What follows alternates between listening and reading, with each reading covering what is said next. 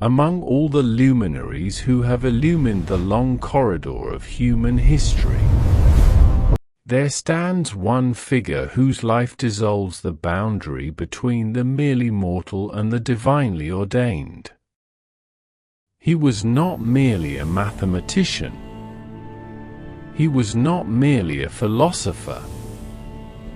He was an initiate, a man who descended into the inner sanctuaries of antiquity's greatest mysteries and emerged bearing in his hands the living fire of universal law. His father, Nisakas, a merchant of Samos, journeyed with his wife Pythagoras to the sacred precincts of Delphi, that hallowed place where the vapors of Apollo's inspiration rose from the cleft of the earth and passed through the trembling lips of the Pythia. The child that Pythagoras carried in her womb would surpass all men in beauty, in wisdom, and in the benefit he would confer upon the human race.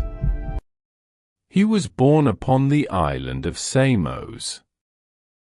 From his earliest years, Pythagoras exhibited those qualities which set apart the philosophic temperament from the common run of men. He sat at the feet of Hermodamus, and there he absorbed the poems of Homer and Hesiod. He studied also under Phaercides of Syros, that singular sage who was among the first of the Greeks to teach the immortality and transmigration of the soul. It was through the influence of Polycrates and a letter of introduction from the pharaoh Amasis that Pythagoras gained admission to the temples of Egypt. He was required to master the Egyptian language, submit to rigorous fasting and purification, and pass through the symbolic death and resurrection that lay at the heart of the Osirian rites.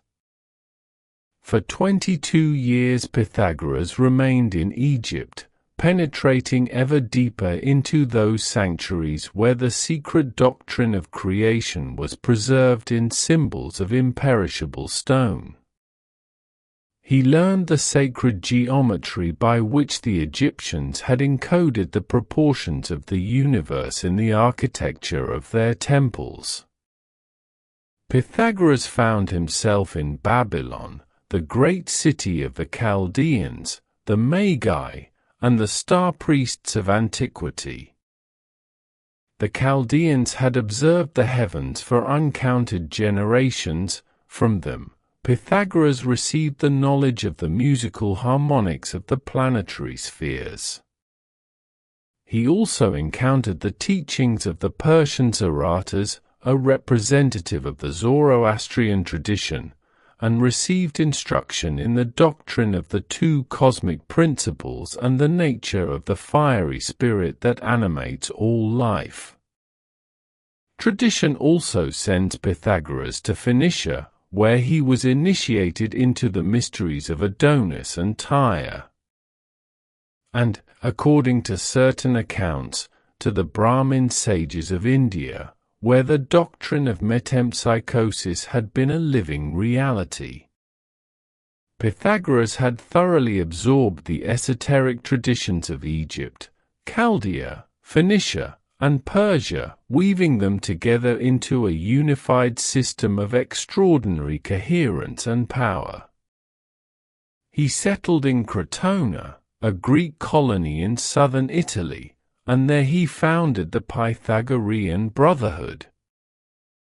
Pythagoras required of all who came to him a period of probation, in some accounts 5 years of silence. The mathematikoi penetrated to the inner mysteries of number, harmony, geometry, and astronomy, the 4 sacred sciences. Number is the first principle of all things, that the entire manifested universe is the expression of mathematical law. Above all the sacred numbers stood the tetractes, that arrangement of 10 points in the form of an equilateral triangle, which Pythagoras declared to be the most holy of all symbols. He was called, with sincere reverence, the Hyperborean Apollo. Apollo descended from that mystical northern land of eternal light.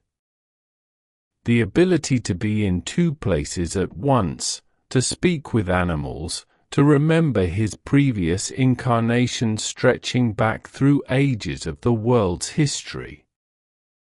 He had gathered the wisdom of the ages.